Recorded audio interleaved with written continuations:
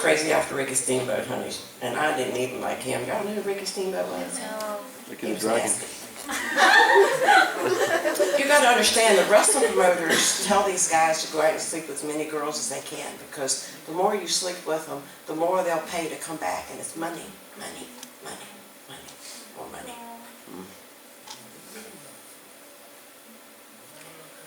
So they had to go to the bathroom, and I really didn't know Andre. It was a round thing, and he was over there, and I'm over here. And so Andre scoots, and then I have to scoot, and I sit back down. And he keeps scooting closer and closer to me. Now, I was 5'4", 120 pounds. This man was 7'4", and 5, 6, 700 pounds, I don't know. 564. And all I could see was his hair coming towards me. And he's sliding, and he's sliding, and he's sliding. And I'm just like, he drinks 4 beers. He was, at that time, he drank 4 beers at a time. Carried a lot of money. The man was very rich. And so he put that arm around me, and I said, oh no.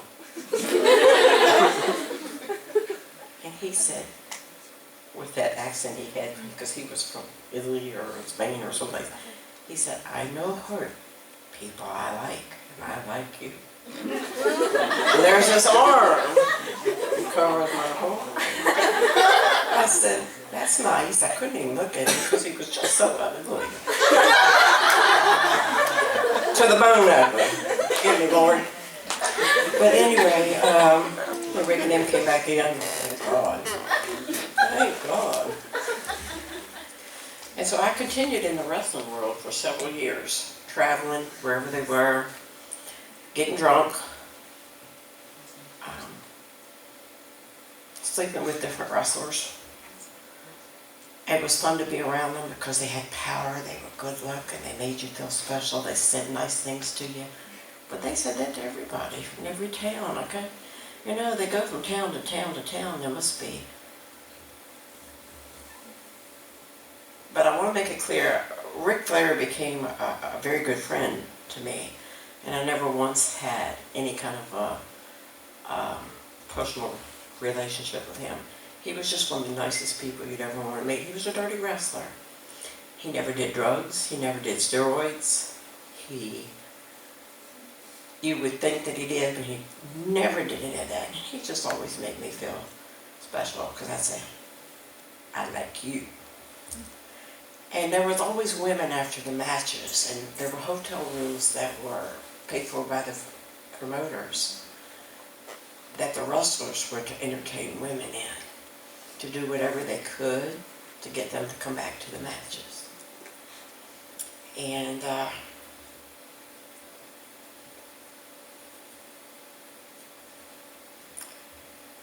I really wanted to be with Rick, to be honest. He just had that dynamic personality. Of course, he's been married 5 times, and only once at the time I met him. I met him when he was 27 years old, and he's 64 years old now. And I kept in contact with him for years, but lost contact with him. But he was just always so nice to me. I said, where are you going? He said, he gave me money, and he said, I want you to go over. It was at a Harry Johnson's Motel restaurant. And I want you to go over there and order a clam dinner for both of us, and I'll be back. Well, where are you going? He said, well, I got to go with these women. Like it was a really... I said, you don't want to go? No. I said, but I'll go. I like you. I just like you.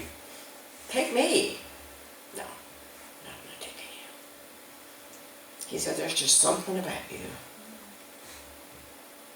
He says, there's just something about you. I said, oh, please just take me. Please just take me. I'll be one of them girls. There was girls waiting in motel rooms for wrestlers to go from room to room to room to do their whatever it is that they were doing, just to make them feel special so they'd come back to the matches. It's all about money. It's all about greed. It is a horrible world to be a part of, and I don't know if it's improved or not. There are Christian wrestlers, by the way. Ted DiBiase, Mm-hmm. the million dollar man. Do you know Pastor Steve? He really did win $1 million. Did he? Well, I was told. And Sting, who wrestles, is a born-again Christian. But I can tell you about the 40 or 50 that are dead now. Because you see, once the lights die down and people are not yelling for them, hey, you go, you rock, and they get alone in their motel rooms, they're empty and they're void, and they can't fill it with anything. The drugs don't do anything for them. They end up killing themselves. And when you hear on TV that a certain wrestler died of a heart attack, don't you dare believe it. Most of them died of drug overdoses. Randy Savage just recently died. The Ultimate Warrior died. Ravishing Rick Rude, who I knew, died. That we were talking, Pastor Steve and I, there's a wrestling family called the Von Erich family. I think there were 5 of them. One is the only one living. They all committed suicide, didn't they? Yep. Kevin's the only one living. One living, and that's, is that Kerry? Yes, Kerry. And he's the only one living. The rest of them killed themselves because they couldn't find anything to fill the void in their life. They made lots of money.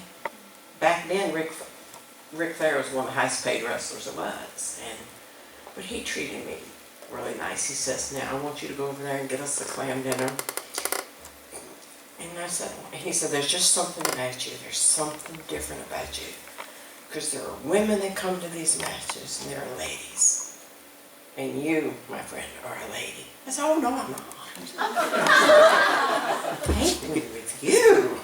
I mean, he was gorgeous, he was tan, he was sweet, he was saying all the right things, and I was hanging on every word. But anyway, never did that happen. But I did go on to other wrestlers would tell you things. But anyway, I ended up sleeping with many different wrestlers. It's not a proud thing. It's a thing that I just felt like I had to share. All the glitter's not gold. And if I could tell you anything, don't watch wrestling. I know things that go on behind the scenes. I've been behind the scenes. I know a lot of stuff. When people say it's fake, they're actors. They go to wrestling school to learn how to wrestle. Think about it, guys. If Andre the Giant just hit one of them wrestlers really good one time, do you think they're ever going to get back up? No. Do you really think? This man was big and ugly. I mean, he had hands that, he was awful. But if he hit you one good time, so Rick says to me, he said, now tonight, gave me my ticket, I always had a front row seat. He said, Andre's going to bleed tonight. Bleed? Yeah, I want you to watch. He told me what to watch for. So that's all I watched. I can't remember who he was wrestling. Dusty Rhodes, I think. But when he went down on the mat, I just watched him. I mean, I was watching. And sure enough, he got up. Blood was streaming down. How'd he do that? He didn't get hit over the head with a chair or nothing. How'd he do that? Do y'all know how they do it now? You know how they do it, Forrest? Just thought you might know, Forrest. But you know around their fingers they have these little white tapes? Yeah. And around their wrists? They were so stupid. Inside were slithers of razor blades. And so when they go face down on the mat, they're down like this. Because their opponent is getting a crowd, and you're not supposed to focus on him laying down, you're focusing on the other guy. And I saw it, and I was just baffled by it. And that's how I learned they cut themselves with razor blades, because people pay to see blood. Okay? So have you ever noticed when they get hit over the head with a chair, they don't bleed from the top of their head. Yeah. They bleed from right here. And if you look at them up real close, they look like they've got railroad tracks going, and they ain't so pretty anymore when you really get right up on them and you look on them. But they really are doctors back there stitching them up. Because razor blade is a superficial cut, and you will bleed like a butchered hog. And people pay to see blood. I mean, they get head over head with some kind of chairs, but they never bleed from the top of their head. Never. So try not to don't waste your money. Steroids are rampant. Drugs are rampant. As far as I know, I never did any heroin or cocaine or anything like that. I don't know what it was. I do not, at 63 years of age, know what it's like to smoke a joint. I don't think I've missed anything. I'm not looking forward to it. Don't want to do it. But back in the wrestling world, it was all drugs and alcohol and greed and money and who they could get you to come to the matches. So, once again, I end up pregnant.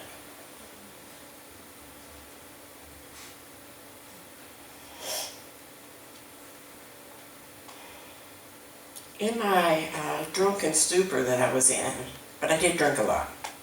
I did drink. The wrestlers were always, whether there were date rape drugs back then, I don't know. I don't know. But sometimes I woke up with people I didn't know I was in there with. So I got pregnant.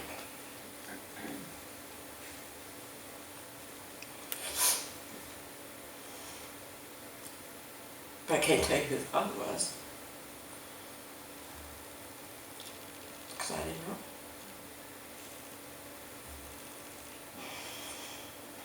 I just wanted to feel love so bad. I just wanted to feel love so bad. But I know who loves me. And that's Jesus. Your first, true, only. Wow. So I got pregnant. I said, oh my God, I cannot go back home. My mother. All I could think about, what was my mother going to say to me now? I just can't do it. I just can't. I went to one of the wrestlers, and I think you may have. Me, honey. I had what do you call them things you guys get done? Yeah. He said, I had one then. I said, but they don't always work. No, never use protection. Nope. Abstinence is the best protection, by the way. So what am I going to do? Then I'll let somebody talk me into.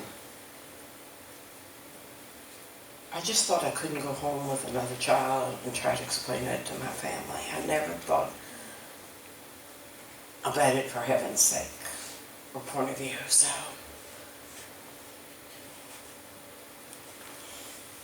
our friend Charlottesville and I went to the Richmond Hospital for Women. I said, I just can't go back. I have no choice. I just have no choice. I have no choice. I've got to do this. So they go through, I think it was $120 back then. Of course, this was in 1977. 3 years younger than Tracy. I can do the math. But, so I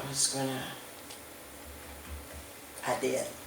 Well, anyway, they take you through this, and I'm a nurse, you know, and there's something saying this just ain't right.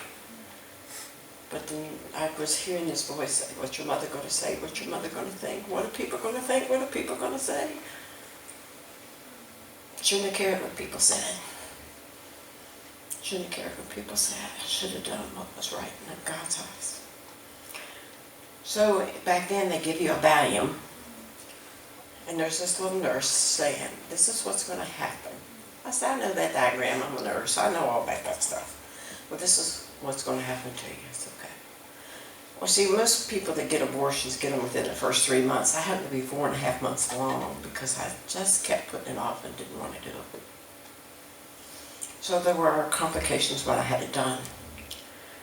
And he had a hard time getting the baby.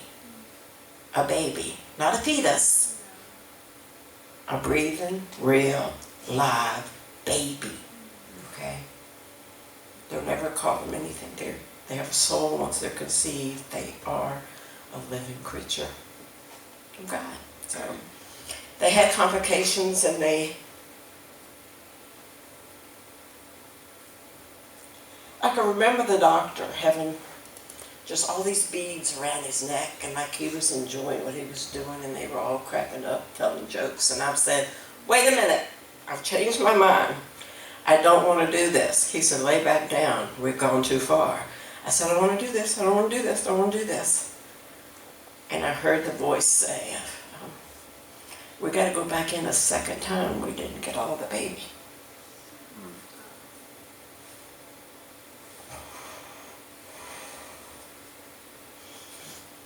The doctor was so cold and so heartless. I said, it's over? He said, it's over. Then before he left the room, he said, by the way, it was a girl. Oh, mercy. Oh, okay. Looking for love in all the wrong places.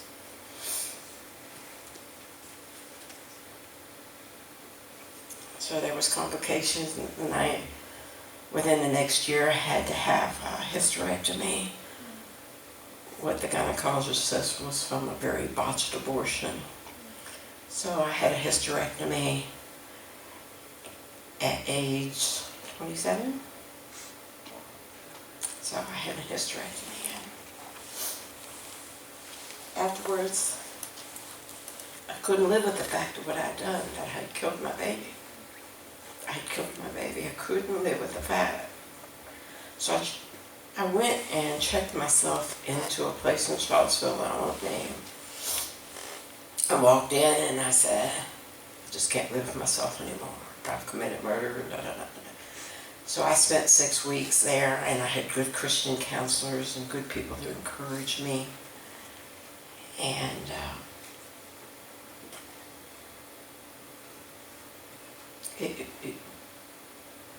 I think even when my mother died, she never knew.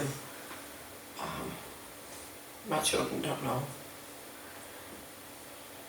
And you're just son, you gotta watch who you hang around with, and watch what people say to you, and don't hang on their every word.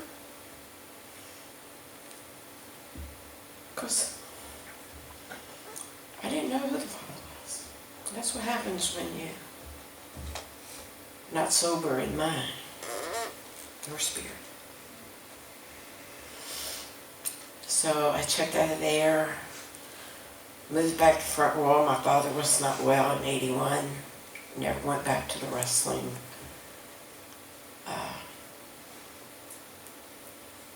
Scene. I did hang around the wrong people.